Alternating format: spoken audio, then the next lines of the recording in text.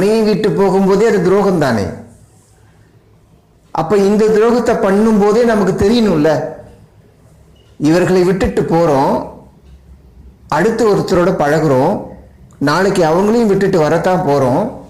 அப்ப அது ஒரு துரோகம், அவங்கள விட்டுட்டு வர்றது. ஒருவேளை அந்த கள்ளக்காதல் செய்கிற நபர் உண்மையா அன்பு செய்தால் அவங்கள இவங்களை விடவே முடியாத அளவுக்கு அவர்களுடைய வாழ்க்கை இவங்களை சுற்றியே இருக்கும்னா அவங்களுக்கு ஒரு நம்பிக்கையை கொடுத்து பழகிறதும் பிறகு அவரை விட்டுட்டு வர்றதும் துரோகம்தான்.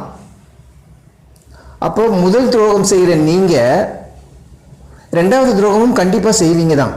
அதுல உங்களுக்கு ஒரு கில்ட்டி வராது. இதற்கே துணிஞ்சிட்டோம்.